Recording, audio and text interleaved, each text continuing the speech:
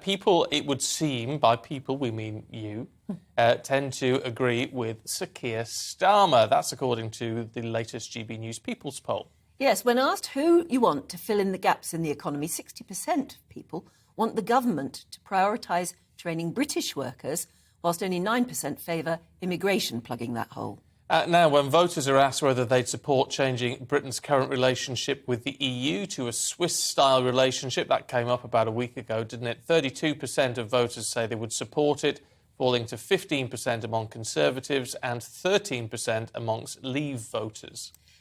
And there's an interesting one. Do the public think we should abolish the House of Lords and replace it with an elected chamber? They do, according to our poll, 46% supporting the idea, only 8% opposing it. I'm not so sure about that one, to be honest. Let's see what former Chief Secretary to the Treasury, David Mellor, makes of it all. Good morning. Good morning. I'm admiring your new haircut. Oh, what, mine? Yes. Oh, thank you very much. And I'm thinking, I must have a haircut. You must, David. It's overdue. I cannot be left behind. No, get a number 2 at the back and side and you'll be sorted.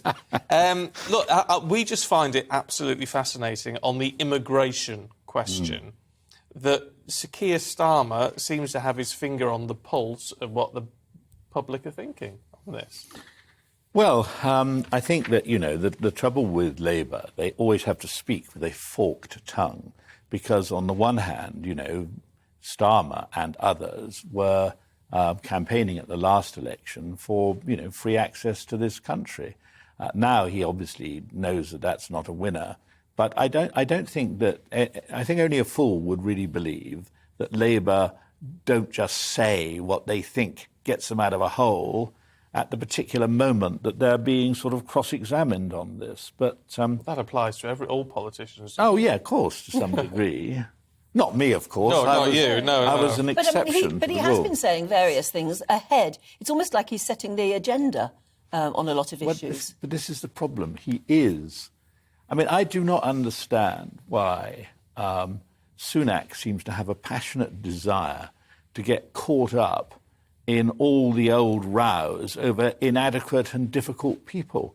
I mean, we have all this nonsense about the so-called Deputy Prime Minister, Dominic Raab. He lost his job, or had to resign from his job, had no option really to resign from his job as Foreign Secretary. He wouldn't come back from holiday.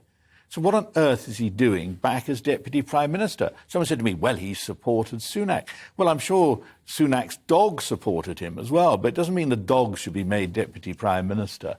And I think that Rishi Sunak has got to wise up to the fact that if he's not careful, all he will do, like walking down the street and seeing where's the nearest leper, grab hold of this leper, and then be surprised when you are thought to be catching some foul disease. The Tories have got to look as though this is a different administration from the Boris Johnson one, and certainly from that ghastly interlude with Liz Truss. I don't think he's doing very well at that level. No, I mean, this is the problem, isn't it? Because when it comes to, it's a key issue like immigration, which everyone has got a view on now, and there's a lot of concern out there. Keir Starmer says something, it appears to be new. The Conservatives, if they're going to do something on it, have got to really just crack on, haven't they? Because otherwise they said, well, you've had 12 years to sort it out. Of course, and one of the problems, of course, is we know that immigration was used by some unscrupulous employers to keep wages down by bringing in unskilled labour. And, of course, one of the problems with all these people turning up, on the seashore at Dover, they're mainly young men, and they're mainly young men devoid of any qualifications. And what we need to ensure is that British workers are given the training to fill skilled jobs.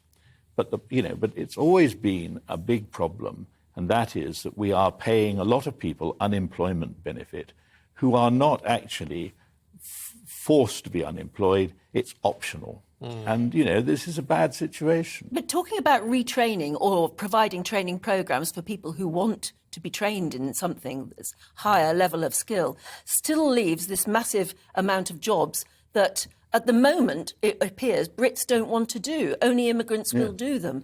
And the danger of that, as we were talking about this earlier, is that you almost develop an underclass of immigrant workers doing grotty exactly jobs. What you do. And one of the problems is, look, this figure, 500,000, I don't get wound up too much about immigration. I'm sort of I enjoy variety in the UK. I've got friends from all sectors. So I've never allowed myself to get sort of in business, I wish these people weren't here, because what's the point of that?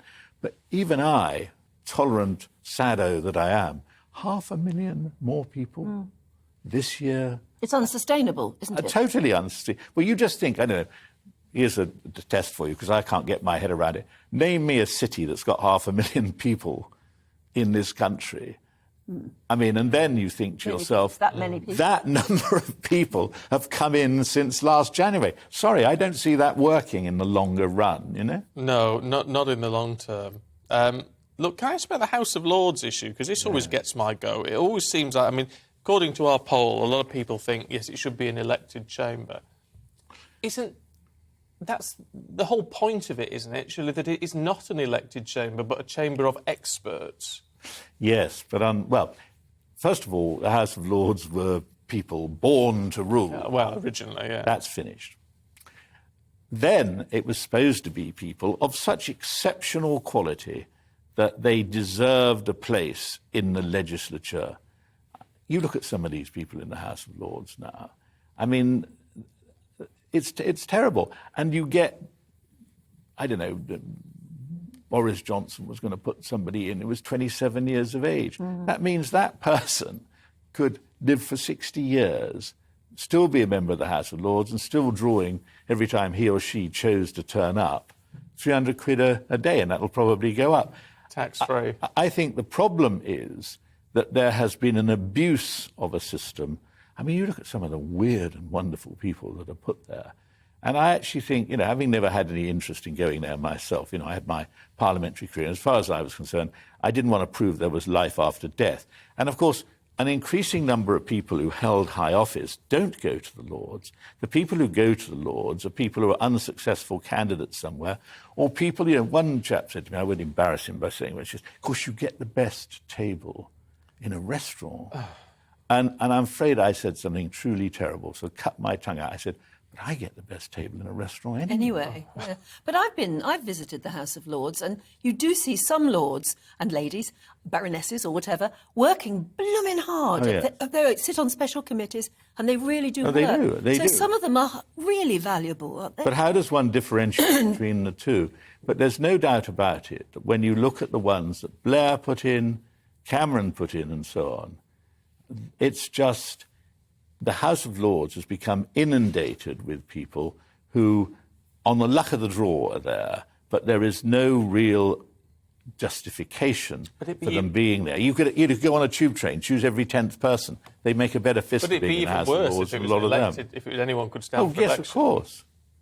But you see, what can you do? If you need a second revising chamber, I just don't think it's sustainable to go on having people picked on the basis that, you know, they made a very good cup of tea for the Prime Minister for 5 years. Sorry. I don't think that should work. There should be a better way of appointing them or whatever. Yeah. And I think one of the ways you could do it, Prime Ministers, successive Prime Ministers have shown they are incapable of discharging that function satisfactorily. So if there's going to be an appointment system for the Lords, at least let it have some objectivity about it. Well, there is an appointments committee, isn't there? Yeah, but only reacting to a lot of what Prime Ministers do. And, you know, for Prime Ministers, a nice perk, you know, to be able to put somebody in that House of Lords. But I don't think that the British parliamentary system should be run in this way. OK. David, as always... There's a big debate. Isn't it just... Ooh. Well, let's how long have you got? 22 in the morning. I've got a nice free morning. I'm happy to...